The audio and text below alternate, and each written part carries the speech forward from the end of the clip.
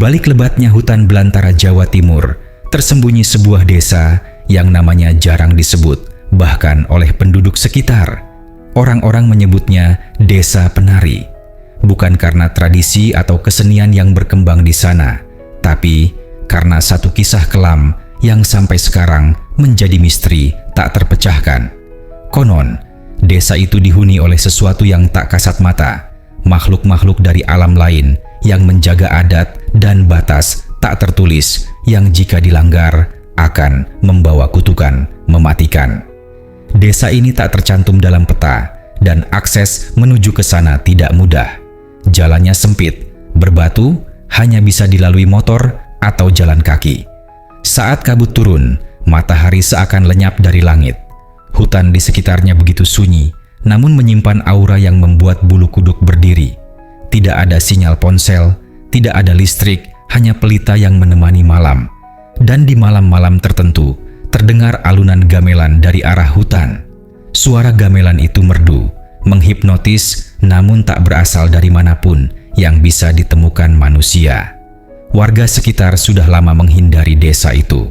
Mereka hanya menyebutnya dengan nada berbisik, dan jika ditanya lebih jauh, mereka akan memalingkan muka, seolah menyembunyikan ketakutan yang dalam. "Jangan ke sana," kata seorang kakek tua di warung kopi, sebuah desa tetangga. "Itu bukan tempat untuk orang kota, bukan tempat untuk orang yang tak percaya." Kisah ini mulai mencuat ketika sekelompok mahasiswa dari kota besar menjalani program kuliah kerja nyata (KKN) di daerah tersebut.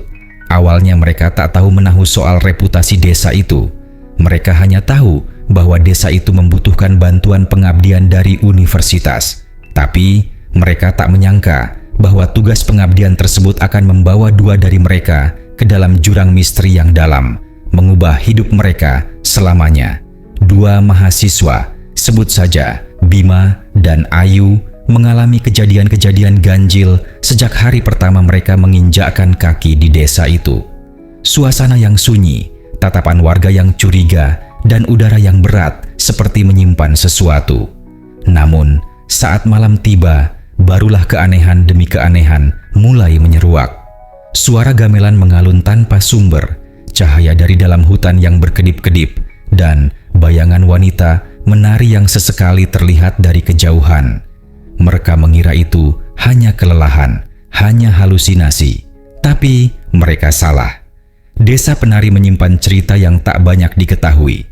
Konon, dahulu kala, seorang penari ronggeng terkenal dari desa itu membuat perjanjian dengan entitas gaib untuk tetap muda dan cantik. Sebagai gantinya, ia harus menari selamanya, bahkan setelah kematian. Dan semenjak itu, roh sang penari tetap berada di sana, menari di antara pepohonan, mencari penonton, atau mungkin mencari pengganti. Apa yang sebenarnya terjadi di Desa Penari? Apa kaitannya suara gamelan dengan hilangnya mahasiswa KKN itu? Dalam kisah ini, kami akan mengajakmu menelusuri satu demi satu teka-teki yang mengerikan, menyelami dunia yang tak bisa dilihat dengan mata biasa, dan mengungkap rahasia kelam dari desa yang tak ingin ditemukan. Kisah ini bermula dari sekelompok mahasiswa yang terpilih untuk menjalani kuliah kerja nyata (KKN) di sebuah desa terpencil di wilayah selatan Jawa Timur. Mereka adalah mahasiswa dari jurusan yang berbeda, datang dari kota besar dengan semangat membara untuk mengabdi dan memberikan ilmu kepada masyarakat desa. Di antara mereka, dua nama paling dikenal oleh teman-teman sekelompok: Bima, seorang mahasiswa cerdas namun keras kepala, dan Ayu, gadis berhati lembut yang sensitif terhadap hal-hal gaib. Sebelum keberangkatan, dosen pembimbing mereka sempat mengingatkan bahwa lokasi desa KKN ini cukup jauh dari jangkauan umum. Desa ini butuh bantuan, tapi jangan terlalu banyak bertanya. Hormati adat mereka, ucap sang dosen dengan wajah serius. Peringatan yang terdengar biasa, namun kelak akan menjadi kunci dari semua misteri yang terjadi. Perjalanan menuju desa memakan waktu hampir seharian penuh. Mereka harus berganti kendaraan, lalu berjalan kaki, melewati jalan setapak yang terjal dan berliku. Sesampainya di sana, Sambutan warga terasa dingin. Tidak ada upacara penyambutan, hanya kepala desa yang menatap mereka dengan tatapan tajam.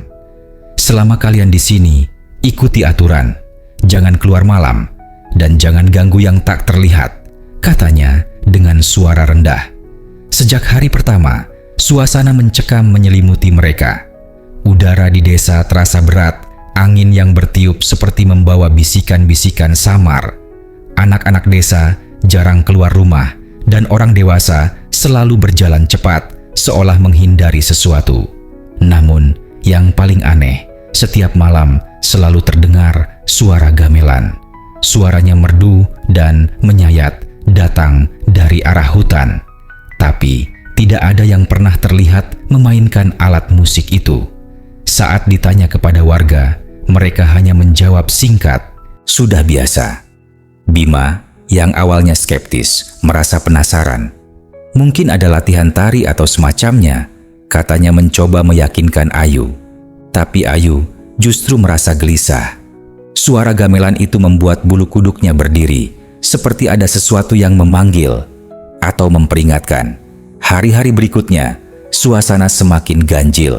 Setiap kali mereka melakukan aktivitas sosial, seperti mengajar anak-anak atau membantu warga, selalu ada yang mengawasi dari kejauhan. Seorang perempuan tua berpakaian adat dengan mata kosong yang selalu duduk di bawah pohon besar. Tak pernah berbicara, hanya menatap. Hingga suatu malam, Bima melihat sesuatu yang tak seharusnya dilihat. Bayangan penari di tengah hutan menari perlahan diiringi suara gamelan. Tapi penari itu tidak menyentuh tanah dan tubuhnya terlihat tak sepenuhnya manusia.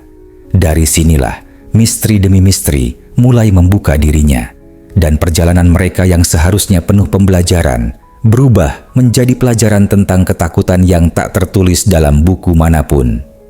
Malam keempat di Desa Penari menjadi awal dari perubahan yang tak dapat dijelaskan oleh logika. Saat langit mulai menghitam dan kabut tipis mulai melingkupi pepohonan, rombongan mahasiswa KKN kembali ke rumah singgah mereka setelah seharian membantu membersihkan saluran irigasi. Letih dan berkeringat, mereka duduk melingkar di beranda rumah, mengobrol santai sambil menyesap teh hangat yang disediakan oleh warga.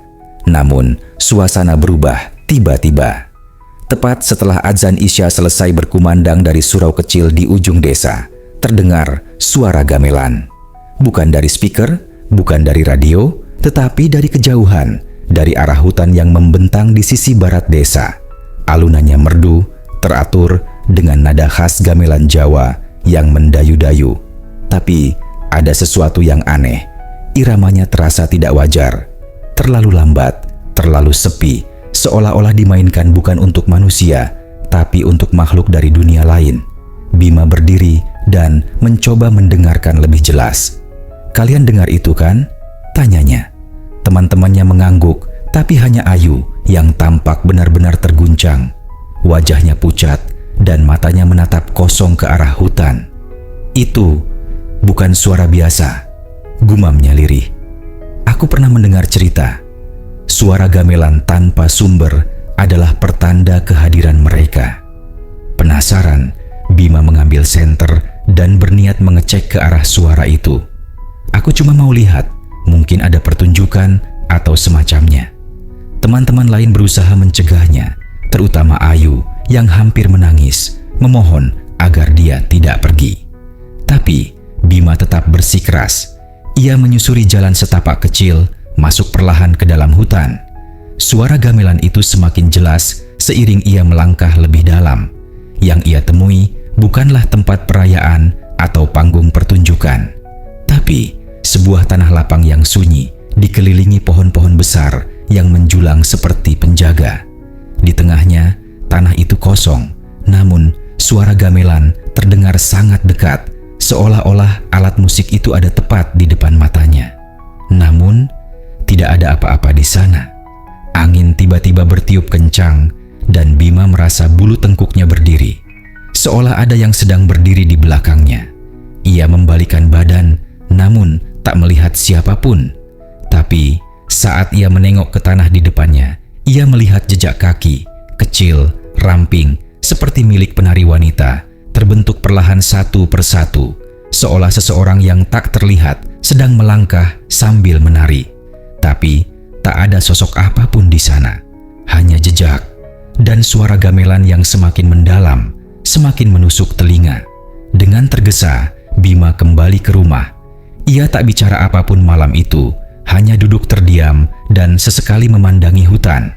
Sejak malam itu, ia berubah, lebih pendiam, sering melamun, dan sesekali tertawa kecil sendiri.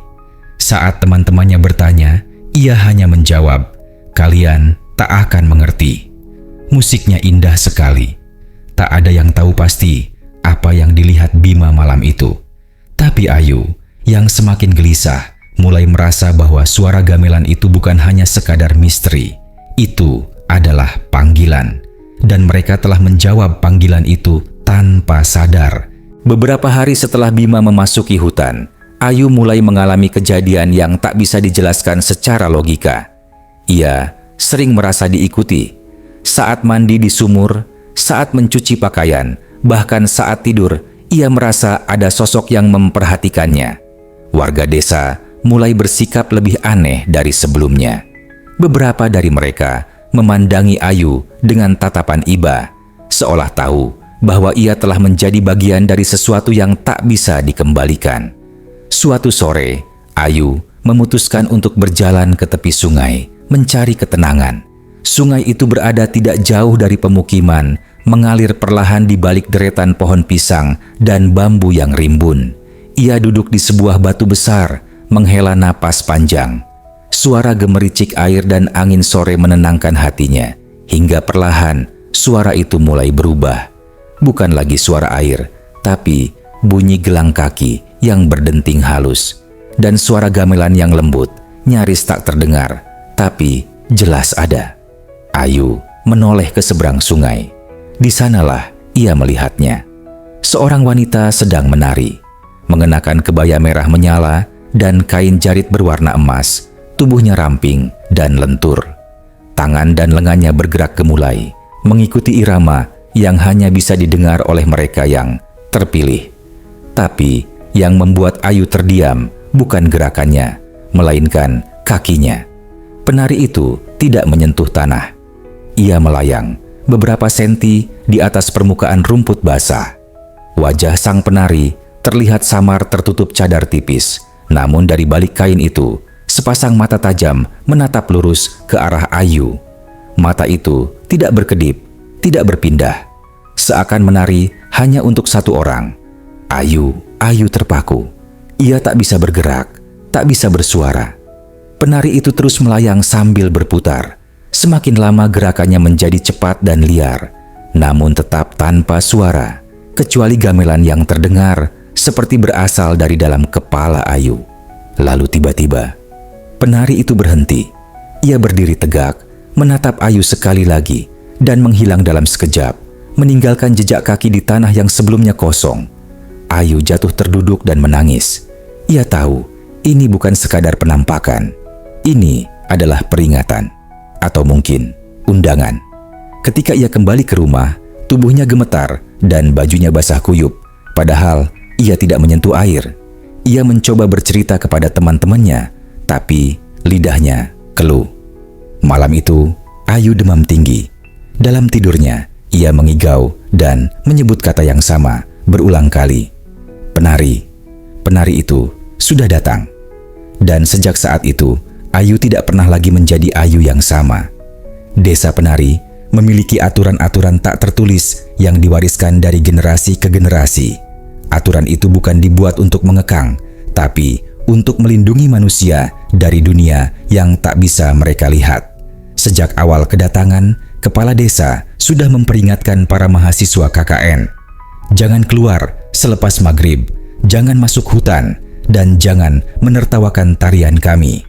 Peringatan itu disampaikan tanpa penjelasan, hanya nada suara yang berat dan mata yang menatap tajam, seolah menyimpan rasa takut. Namun, seperti kebanyakan orang kota yang terbiasa dengan kebebasan dan logika, aturan itu dianggap Bima sebagai mitos desa.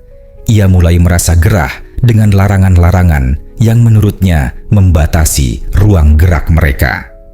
Kita di sini mau bantu mereka, bukan hidup seperti di zaman kerajaan, ucapnya pada teman-temannya suatu malam. Puncaknya terjadi pada malam hari ke-7. Saat itu, desa sedang mengadakan semacam ritual adat yang disebut tayuban. Ritual ini biasanya dilakukan secara tertutup, diiringi gamelan dan tarian tradisional. Mahasiswa tidak diundang, tapi suara gamelan yang mengalun menggoda rasa penasaran Bima. Ia mengajak dua temannya untuk mengintip dari kejauhan.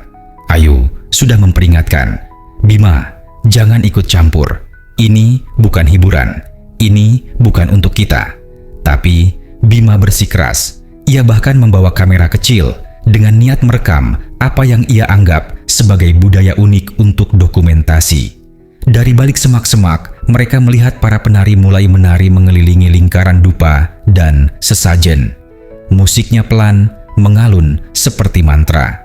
Lalu muncul satu sosok yang membuat mereka menahan napas. Penari utama mengenakan kebaya merah darah, wajahnya tertutup cadar. Gerakannya tidak seperti penari lain. Kakinya tidak menyentuh tanah, dan tiap langkahnya meninggalkan jejak asap putih di udara. Dan yang paling aneh, semua warga yang hadir menunduk, tidak ada yang menatap penari itu.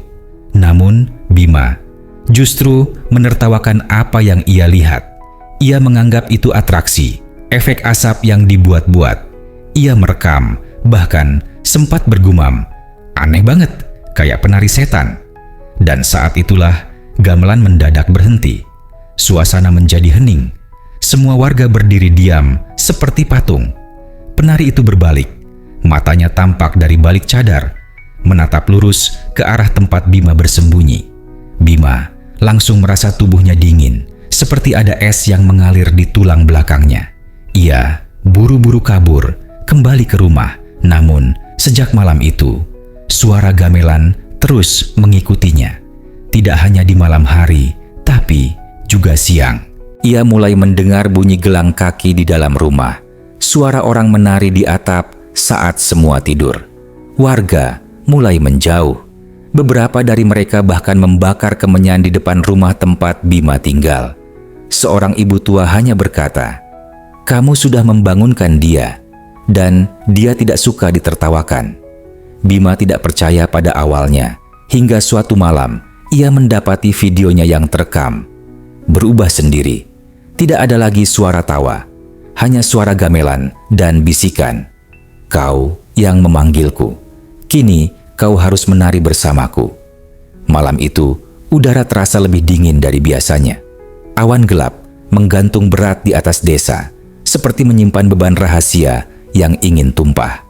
Mahasiswa lain mulai resah dengan kondisi Bima yang semakin memburuk. Ia jarang bicara, sering menyendiri, dan matanya seperti kosong, seolah jiwanya terpisah dari tubuhnya. Ayu adalah satu-satunya yang masih berusaha bicara dengannya. "Kita bisa pergi, Bima. Kita bisa minta dijemput lebih awal," bisiknya suatu malam. Tapi Bima hanya menatap kosong keluar jendela, ke arah hutan yang gelap, lalu berkata, "Pelan, dia sudah memanggilku. Aku harus datang." Keesokan harinya, Bima menghilang. Saat pagi menjelang, tempat tidurnya kosong. Pakaian dan barang-barangnya masih ada, tapi tubuhnya lenyap tanpa jejak. Teman-temannya panik. Mereka melapor pada kepala desa, namun tanggapan yang diberikan sangat dingin. Biarkan saja. Kalau dia dipanggil, tak ada yang bisa menahannya. Pencarian dilakukan oleh rekan-rekan mahasiswa. Mereka menyusuri jalan setapak, masuk ke area hutan yang selama ini dianggap terlarang. Di sana, mereka menemukan jejak kaki, laki-laki tanpa alas kaki, yang semakin lama semakin menyimpang dari jalur menuju area yang tak ada di peta. Jejak itu berakhir di sebuah pohon besar yang dipenuhi lumut. Di bawahnya ada bekas lingkaran tanah yang hitam, seolah terbakar. Tidak ada darah, tidak ada tubuh, hanya satu hal yang tertinggal. Kain jarik warna merah yang tak pernah dipakai Bima sebelumnya tergantung di dahan pohon, berbau dupa, dan tanah basah. Hari-hari setelah itu menjadi mencekam. Ayu mulai bermimpi buruk. Ia melihat Bima menari di tengah lingkaran api. Wajahnya tersenyum, tapi matanya berlinang darah.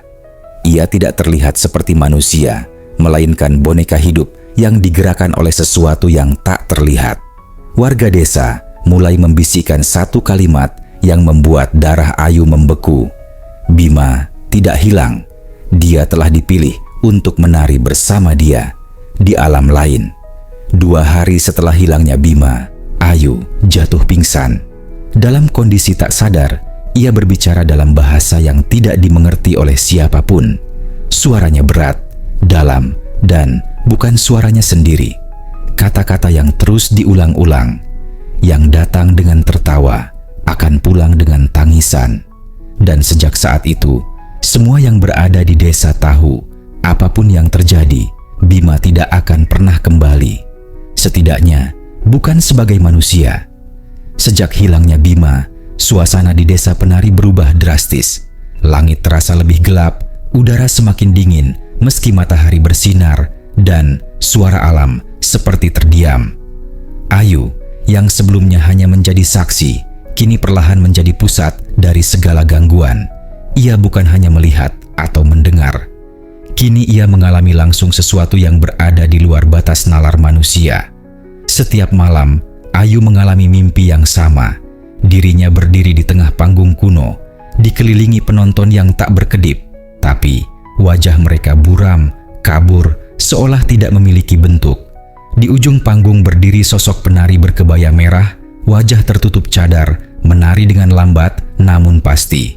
Dan di antara bayangan-bayangan penonton, ada Bima. Diam, menatap Ayu, mengenakan jarik seperti penari pria. Di mimpi itu, sang penari akan mendekat dan membisikkan sesuatu ke telinga Ayu. Bukan bahasa manusia, bukan suara manusia, tapi Ayu bisa mengerti maknanya. Kamu yang melihatku, kamu yang kupilih. Setiap kali Ayu terbangun, tubuhnya basah oleh keringat dingin. Tapi yang paling mengerikan adalah bekas telapak kaki di lantai kamar. Kecil, halus, dan basah. Tidak ada yang masuk ke kamar. Pintu terkunci, tapi bekas itu selalu ada, mengarah ke tempat tidur Ayu. Semakin hari, mimpi itu semakin panjang. Ayu mulai mengingat lebih banyak. Ia tidak hanya menjadi penonton. Di mimpi keempat, ia mulai ikut menari. Gerakannya lemah dan kaku, tapi sang penari terus membimbingnya, melingkarkan selendang merah ke leher Ayu. Di mimpinya yang kelima, penonton mulai bersorak, menyuarakan mantra-mantra yang tak dikenal. Warga desa yang lebih tua memperhatikan perubahan pada Ayu. Mereka mulai meninggalkan sesajen di depan rumah, membakar dupa setiap pagi. Seorang nenek bahkan menyelipkan daun sirih dan bunga kenanga ke bawah bantal Ayu tanpa bicara apa-apa. Ayu tahu, ia sedang dijaga. Tapi dijaga dari apa? Sampai akhirnya, di malam yang ke-30, Ayu tidak bangun dari mimpinya. Ia terbangun dalam dunia lain.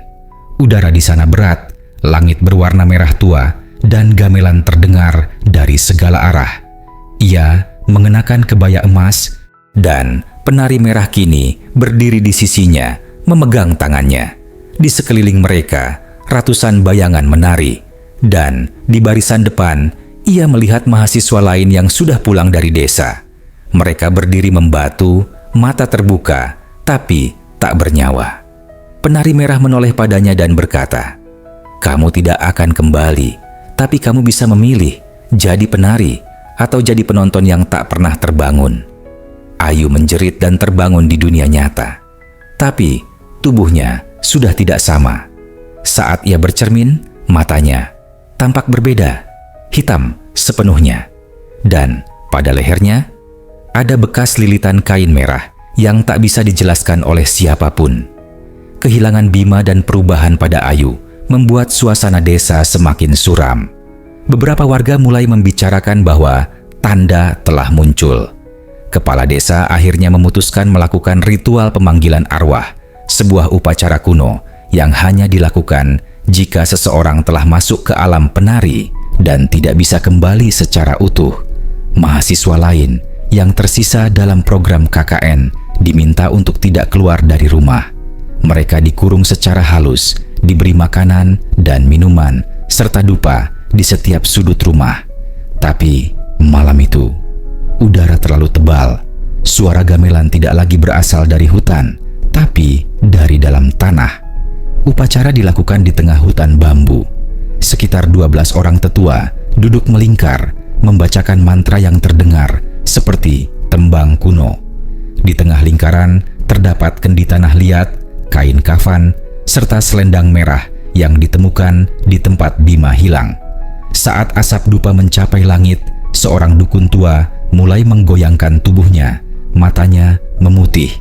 Ia membuka kendi itu, dan dari dalamnya keluar suara tangisan.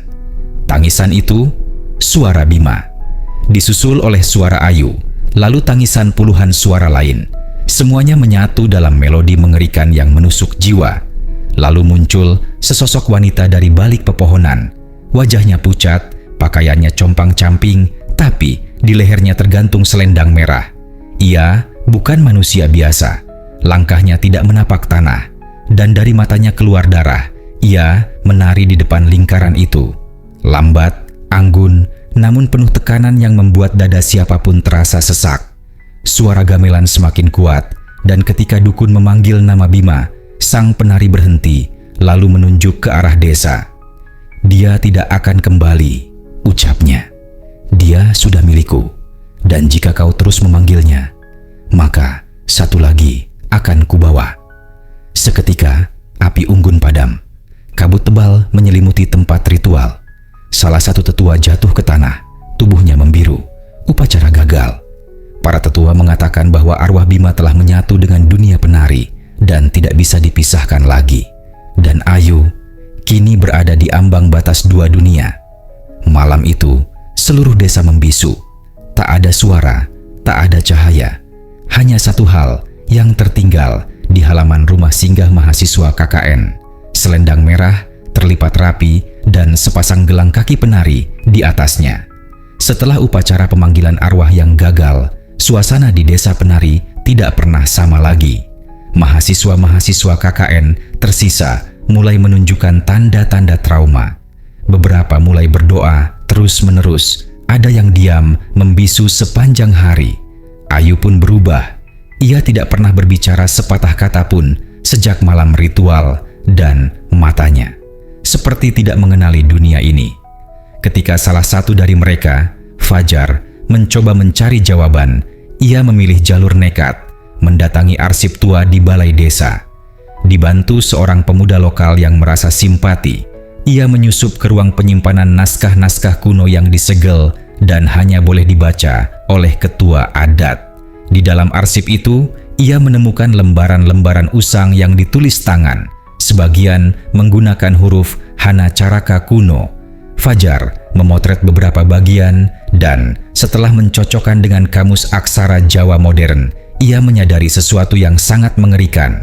Desa penari bukan hanya desa biasa. Dahulu, tempat itu adalah pusat dari sebuah sekte pemuja roh penari gaib, sosok yang dipercaya sebagai penguasa antara alam manusia dan alam jin.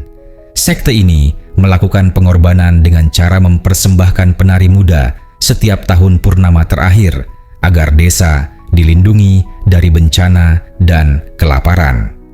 Namun, setelah Indonesia merdeka, pemerintah melarang ritual itu. Sekte perlahan dibubarkan.